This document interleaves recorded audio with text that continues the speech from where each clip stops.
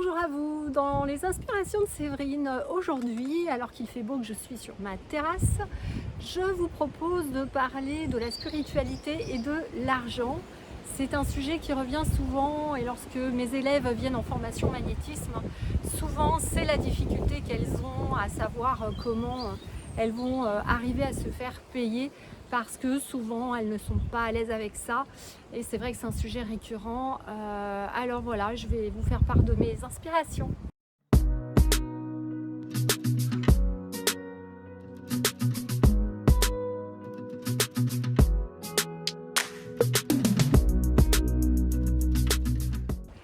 Bonjour à vous, je suis Séverine, naturopathe, magnétiseur, coach sur Toulouse. Et donc je fais des formations en magnétisme également et je viens de créer l'Académie du magnétisme. Donc dans cette vidéo, je vous propose de vous parler de mes grandes inspirations de la semaine autour de l'argent et de la spiritualité. Alors pour moi, tout d'abord, l'argent est une énergie comme une autre. C'est-à-dire que normalement dans l'univers, on est censé être à l'aise avec l'ensemble des énergies, qu'elles soient fluides, qu'elles coulent tranquillement.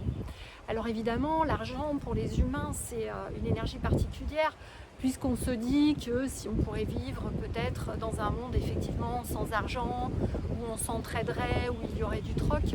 Et malheureusement, la société a mis en place tout un système économique autour de cet argent qui fait qu'aujourd'hui l'humain est complètement dépendant de l'argent parce que sinon vous ne pouvez pas payer votre loyer, votre électricité, etc.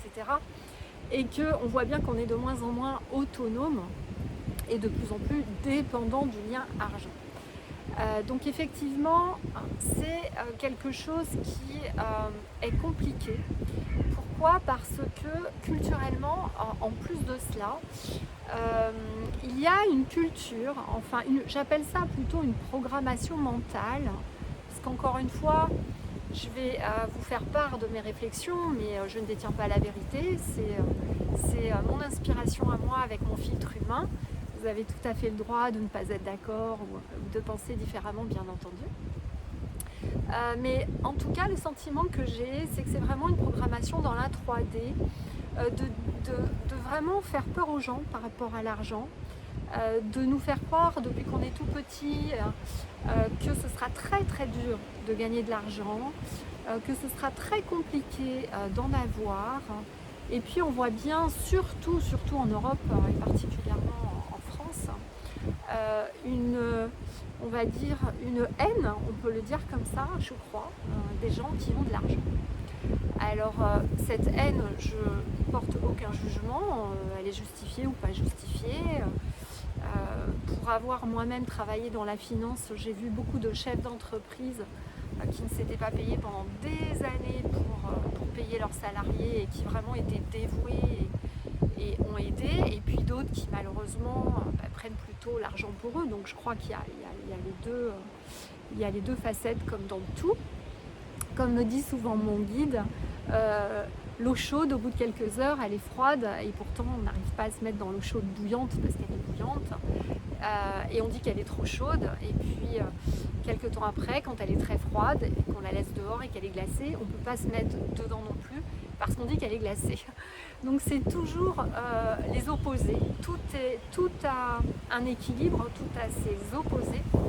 Et souvent, on se donne toujours une raison pour ne pas avoir de l'argent qui à un instant T nous paraît la bonne et puis finalement on va dire l'inverse quelque temps après. Exactement comme cette histoire de l'eau. Toujours est-il que j'ai vraiment le sentiment, bien évidemment, que l'argent dans notre société est devenu un enjeu de manipulation et de pouvoir et que c'est bien mieux de programmer les gens, de leur dire qu'ils n'auront jamais d'argent, que ça va être dur pour en gagner. Ça permet forcément à d'autres de se partager le gros du gâteau et de laisser que quelques miettes à ses congénères humains. Soit, je pense qu'on va tous être d'accord là-dessus. Cependant, au jour d'aujourd'hui, évidemment, on ne peut pas vivre sans argent. Il y a un minimum quand même pour pouvoir vivre. Et encore une fois, je le vois quand je discute avec d'autres entrepreneurs comme moi. On peut être, je pense, dans la spiritualité et avoir de l'argent à condition de savoir ce qu'on va faire de cet argent. C'est-à-dire que pour moi, accumuler de l'argent, j'en ne verrais pas l'intérêt. Moi, les choses pour lesquelles je pourrais dépenser de l'argent, c'est les voyages, parce que j'aime bien les voyages, et puis de temps en temps aller voilà, dans un très beau lieu. En dehors de ça, les voitures ne m'intéressent pas, les bijoux ne m'intéressent pas, les sacs à main, les chaussures non plus. Enfin voilà, je ne suis pas quelqu'un qui va passer 3 heures dans la salle de bain le matin. Donc c'est vrai qu'au jour d'aujourd'hui, à part avoir voilà, un lieu surtout dans la nature confortable, ça c'est important pour moi. Le reste finalement a peu d'importance. Sauf que j'ai été élevée en plus moi dans cette philosophie que mes grands-parents étaient magnétiseurs, il y avait beaucoup de personnes magnétiseurs dans ma famille, c'était un don, il fallait le faire gratuitement, etc. Sauf qu'au bout d'un moment, je crois que ça ne respecte pas forcément les lois de l'univers, puisque ça doit être fluide. Donc l'argent, normalement, il doit circuler. Donc il doit y avoir un échange. Donc si la personne vous donne un échange équitable, mais moi je me souviens que ma grand-mère, on lui donnait parfois un pot de confiture. Est-ce qu'un pot de confiture est équitable face à une personne qui, du jour au lendemain, ne prend plus sa canne pour pouvoir marcher? Vous voyez ce que je veux dire? Je ne suis pas certaine que ce soit équitable dans l'univers. Et en discutant avec mon guide, souvent, je me suis demandé si cela ne recréait pas du karma. Parce que quelque part, vous allez rendre la personne dépendante de vous, en fait. Dans l'univers, il n'y a pas d'équilibre. Elle va vous devoir quelque chose à un moment donné. Donc je ne suis pas sûre que ce soit équitable. Ça c'est en mon sens ma première inspiration sur l'argent. Et encore une fois, si on était dans le troc et dans l'échange, évidemment que ça se ferait naturellement, mais là c'est pas le cas, on est bien obligé de payer notre électricité, nos impôts. Bon, voilà. La deuxième chose, c'est que, encore une fois, l'énergie argent pour moi, elle est fluide.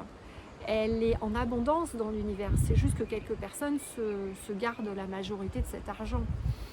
Si demain on était dans une société équitable, tout le monde pourrait avoir sa part d'argent tranquillement, tous identiques.